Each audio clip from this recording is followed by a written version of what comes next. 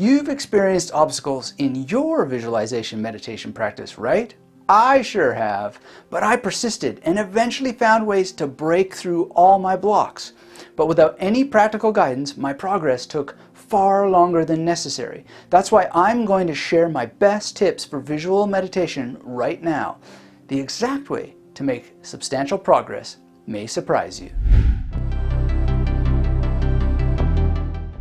We usually think visualization is about mental pictures. It is for some people, but even if you have a gifted mind's eye, seeing mental pictures is just scraping the surface.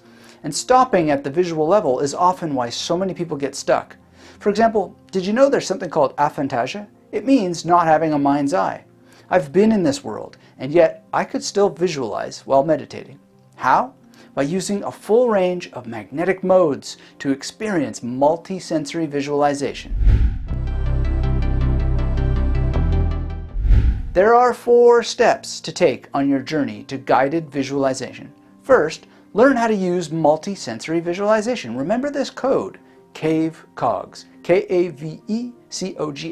I use this simple to remember acronym to help me go through my visualizations in a structured way. It stands for kinesthetic, auditory, visual, emotional, conceptual, olfactory, gustatory, and spatial. Here's an example. I feel the physical sensation in my imagination of the wind and warmth from the sun. I hear the waves. Now, I don't see much in my imagination, but I still get something like a mental picture of the sun and the blue sky. Then I make sure to remember calm and peaceful emotions, like visiting the lake in Toronto and how it always made me feel in my heart and mind. Using concepts is a bit trickier to explain, but one of the simplest is the fact that it's Lake Ontario I have in mind, not some other body of water. It's also in Toronto, a place where I have lots of history. Specific. Be specific. Next, I think of the taste of water from the water bottle I used to always have bolted to my bike. I smell the water and finally think of the spatial elements. I'm talking about the length of the bench, how thick the wood was, and how heavy it must have been. It might sound silly, but it's actually the path to deepening the experience of your visualization meditation sessions for both silent and spoken meditation. Finally, I sometimes add spatial factors, like how long it took to ride my bike to the lake and how far away the CN Tower appears in the distance. All of these factors combined really pay off when you practice them consistently and as a package. There's good reason to believe that visiting the same places to meditate anchors your practice. And by this I mean it's a lot easier to settle in quickly by conditioning your mind to fall into the practice when you ritualize the location.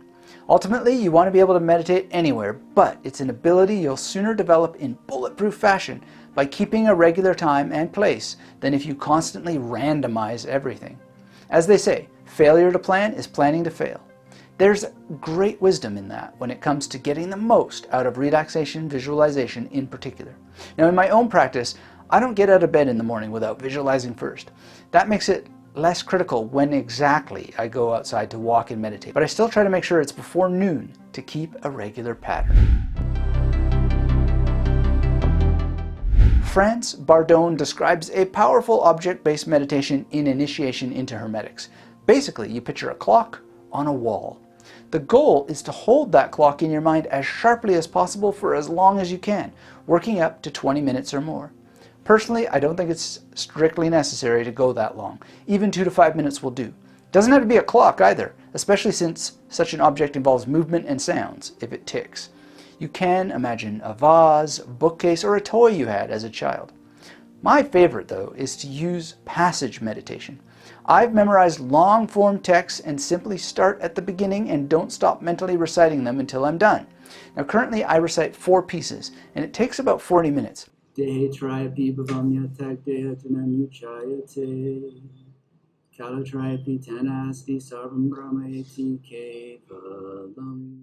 But sometimes I will split that up into multiple sessions so that I have 3 to 4 10-minute meditations. Sometimes I recite them out loud, but usually I recite the Sanskrit mentally while sitting in silence.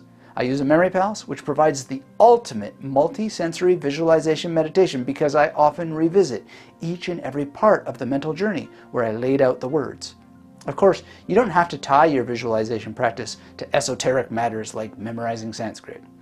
Even creating an image of Einstein writing E equals mc squared on a chalkboard in your mind can provide a powerful meditation on a scientific matter that offers many, many benefits for focus, for clarity, for being more multisensory in your mind. You can hear the chalk on the board. You can imagine feeling as if you were Einstein doing this operation, this calculation. You can smell that chalk. Maybe you taste it a little.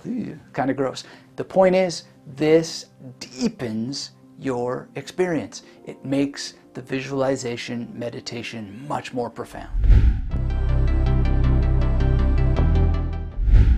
I find that keeping a journal is one of the best ways to learn more about meditation and how to deepen it.